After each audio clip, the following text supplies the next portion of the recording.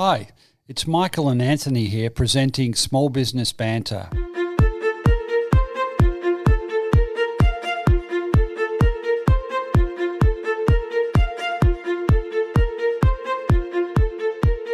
A healthy micro and small business sector means a successful economy and a more vibrant society. Small Business Banter is about helping regional business owners better prepare for the current challenges, but also for the next stage of business success. I'm Michael Kerr, founder of Kerr Capital, advisors to business owners. Each week, with Anthony Turner from the Small Business Mentoring Service, we'll interview a different small business expert or a fellow business owner and get them to share their best tips and insights for you, the listeners. Small Business Banter is brought to you from the studios of 104.7 Gippsland FM and is heard across Australia on the Community Radio Network. Thanks also to our supporters, Kerr Capital and the Small Business Mentoring Service.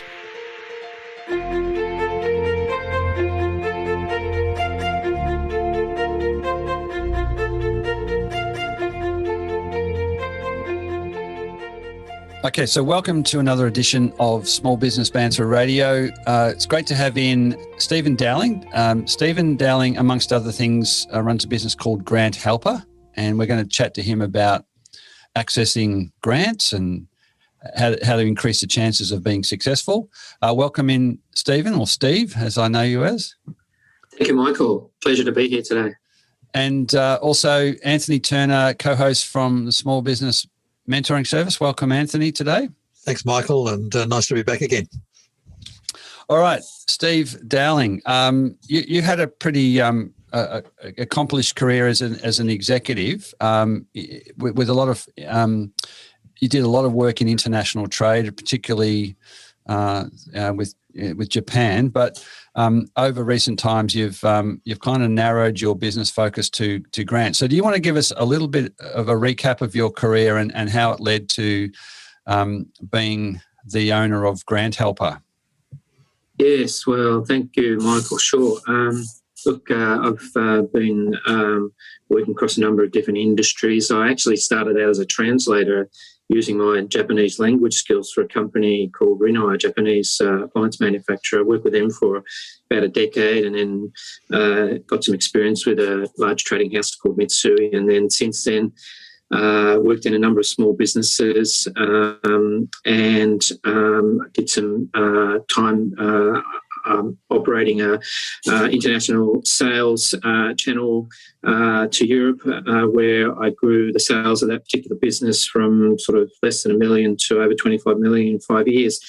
And through that experience, I got to liaise with manufacturers overseas based in China as well. And later on, after a couple of decades of experience,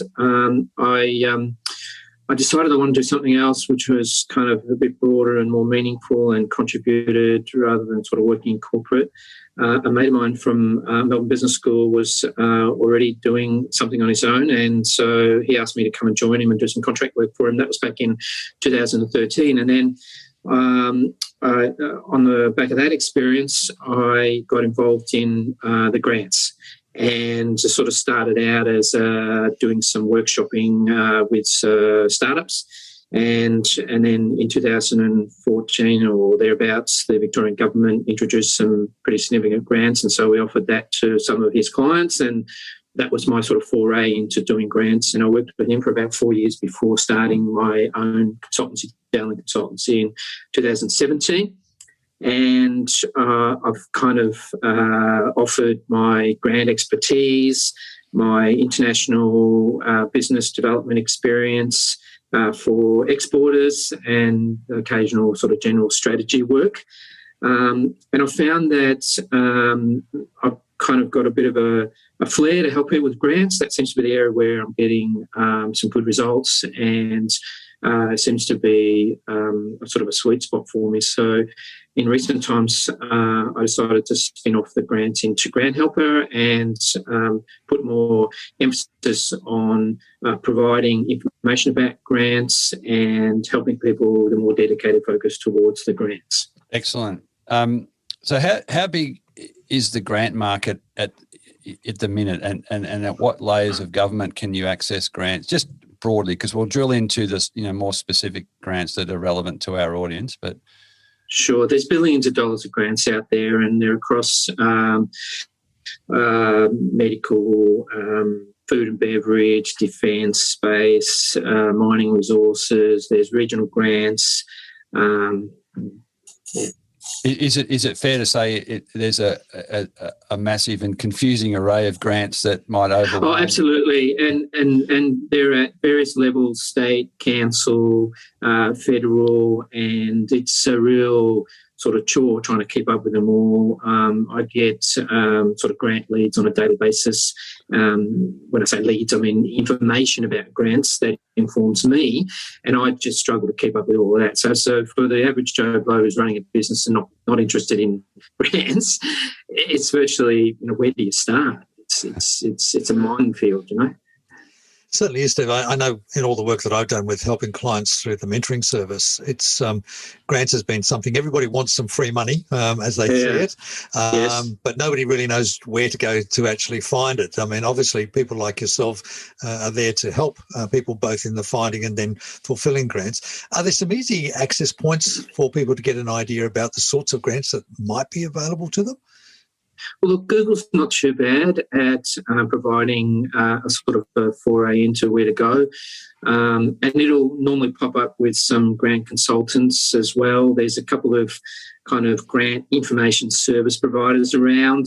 I subscribe to those and receive information directly from them.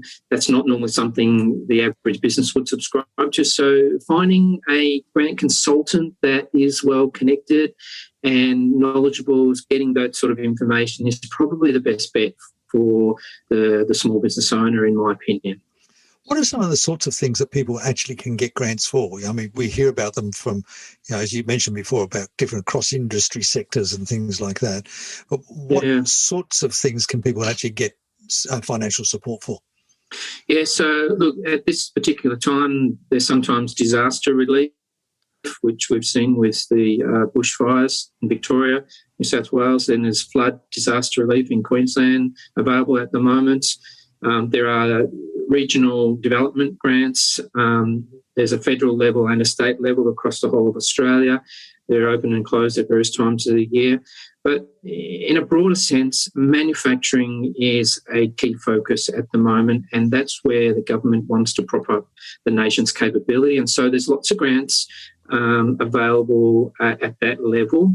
There's also a fair bit of activity going on in the export arena and helping exporters to develop their channels, develop their relationships through innovative means given the travel restrictions at the moment and so on. There's the Female Business Founders Grant, which is currently open, and that's helping female entrepreneurs or business owners to grow their businesses. And so they're at various levels. It's it's across various activities as well as various industry sectors. Is there some sort of common themes or principles of what a business owner needs to be thinking about in terms of preparation for actually applying for a grant should they find one that's appropriate to their needs? Yeah, good question. And I don't necessarily have to find a grant. That's often where my service can kick in. People come to me and say, I've got this project. I want to build a new production line. I'm putting in a new piece of equipment. It's costing me $50 or $100 or $1 million. Oh, look, I want to, do whatever. And I'm wondering if there's any assistance out there that I might be able to get. And then that's sort of like where the conversation starts. And because I have access to the information services and the grant sort of leads, I can often ferret around and see if there's something that fits their profile and aligns with them. So really the starting point for the business owner is not to so much worry about what the grant is, but it's to think about what is the project that they want to undertake and be clear on what that activity is. It doesn't work well when businesses call me and say, oh, there's grants out there, what can I do to get that? Well, I have no idea about their business. When they're not turning around the conversation and say, look, the only way you can get it is to come back to me and say, you've got a project that involves this sort of activity. It's going to be this level of investment. Is there something that can, financially contribute to that kind of grant? So having a project is really key, and then going from there, basically. Yeah. So what you're saying is free money can distract owners from whatever it is that is their core business. You're saying if you're in a business and you're developing that business and you're looking at new markets and new products, that's where you should start your thinking. And so you don't necessarily have to carry all of that capital expenditure and all of that financial risk yourself, but you're better to start with, how can I improve my business? How can I grow it? And then reach out to see what's available to support you, based on what's required to make that goal and objective happen. Right. So yeah, absolutely. You mentioned a few key areas. So clearly, manufacturing. I think manufacturing sovereignty became, a real issue in last year, and then the federal government has invested quite a lot of money in that area to make it available for grants. Yeah. So anybody in manufacturing anything, it's not a bad time to start to think about those sorts of questions that you pose for them. Yeah, correct. And sorry. No. Others. I think you mentioned food and beverage. So what are the top, say, 4 sectors where somebody listening? Oh, it's actually six sectors. Yep. You've got resources. Then there's food and beverage, medical, recycling, space, and waste and clean energy. So anybody active in those sectors can currently take advantage of the Modern Manufacturing Initiative, which is currently being rolled out across Australia. Then the regional development funding available across Australia is kind of like a separate grant, which is more kind of applicable to regional businesses. I guess one of the things that I've noticed with clients that I've helped in the past, Steve, is that often that they're probably not as well prepared in terms of their business planning, their marketing plans, even sometimes, their financials. And I think, would it be fair to say that, some of the critical elements is when you're applying for a grant, you really need to have a good handle around, where your business is at, where your finance is at, how you're going to use that money, the marketing, whatever it might be. Are those critical elements that they need to be thinking about prior to actually applying for a grant and getting those things right? To a degree, Anthony, I think so. Often the grant applications require some sort of business strategy overview and a marketing plan as to how they're going to grow the business as a result of the activity that they're implementing. Yep. And the government's looking to support financially solid businesses. It's an investment. They're investors, and they don't hand out money to businesses that aren't doing well or haven't got a track record. I think having a strategy, and back to what Michael was sort of talking about earlier, that they really, once they think about what they want to do to grow the business and if they have a guiding strategy and a marketing plan to underpin that, it's generally going to provide a better outcome, because then it's not me asking the question when I'm helping them about, well, where do you want to take this? What are you trying to achieve here? They already know that answer, and they tell me what they want to do, and then I can overlay and align that with the particular grant, and then it works really well. On today's edition of Small Business Banter Radio, we're chatting with Steve Dowling from GrantHelper.com.au. Steve, it sounds like, and it makes a whole lot of sense, that there's a lot of money around, very alluring. Yeah, that's right. You're attractive, but potentially distracting and correct, and overwhelming for a lot of owners. So the idea of it seems to me that over the last 5 years or so, there's been a number of grant help organisations. I'm not trying to steal your URL there, but generically to help work your way through these grants. What's available? How do I get it? So can you just talk about the sorts of businesses you've worked with and the value that somebody who knows about the grants process can add in terms of accessing the money and indeed delivering on the owner's aspirations to grow the business? Sure, Michael. I think the benefit of using a grant consultant is that often the grant consultant has been there and done it before for another business. And whilst the businesses are different and unique, there are some common themes that the government is looking to address in terms of economic development. And so those sorts of responses can be, drawn from industry perspectives as opposed to, and then narrow it down to how does the business then contribute to that. So the knowledge and experience I get from working with other businesses contribute at that level. I've recently been working with a manufacturer in the food and beverage sector based in South Australia. They work across an entire supply chain from harvesting wild game animals and processing them and exporting the outputs as much as selling them domestically. And they utilise 100% of the carcass of the animal and have no waste. So this particular business is actually applicable across a number of different sectors: food and beverage, manufacturing, circular economy. And so I've already worked on a couple of projects with them, and they're looking at another project under the current manufacturing initiative. And in addition to that, I worked with a biomedtech company about 18 months ago and got them $1 million from the Biomed Horizons program. We went on to build the relationship and apply for some further research funding under the Medical Research Futures Fund. And then we're currently applying for accelerated commercialisation. And, so they're on the radar. When grants pop up, I often flick them a note saying, look, this might suit, what do you reckon? The technical guy there, he's got his head into it really well. And we, can quickly make a decision about whether it's worthwhile spending any time. And again, whilst that's a completely different sector to the food and beverage sector, there's often some common themes in terms of the questions that are asked. So I can bring across my experience from another sector, even though it's not particularly, exactly aligned with what the other sector is doing. I've also worked with a Melbourne-based manufacturer back in 2014.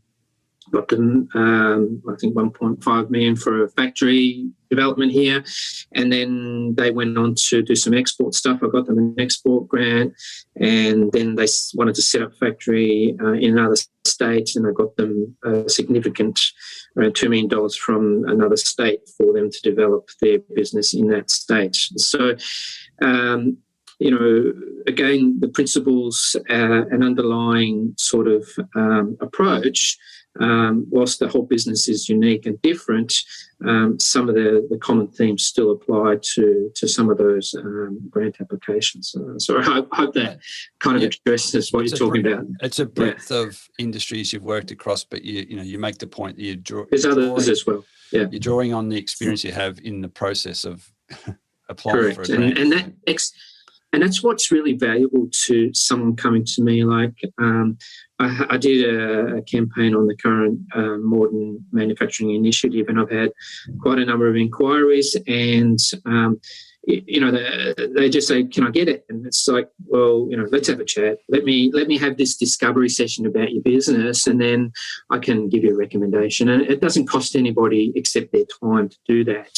I'm not a lawyer. I don't charge like lawyers do sometimes, but it's sometimes people are afraid to reach out there because they might be of the opinion or a little bit apprehensive that they can't get out of paying something. Well, that's not the case. I think you find a good grant consultant, they're happy to spend the time because, for me, my reward is getting someone an outcome, and that's the outcome that I'm looking for. And there's an investment required to get, my time to get to that point.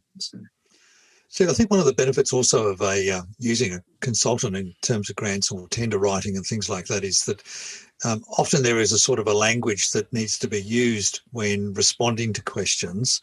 I remember I was sitting on particular tender review board at one stage, and it was a construction project that we were looking at a tender on, and somebody put in that they had 35 years as a builder, so that sort of qualifies them to to be part of the construction thing. I mean, obviously, the people who are going to give you the money are looking for a lot more relevant information than I'm a builder, and I think that's right.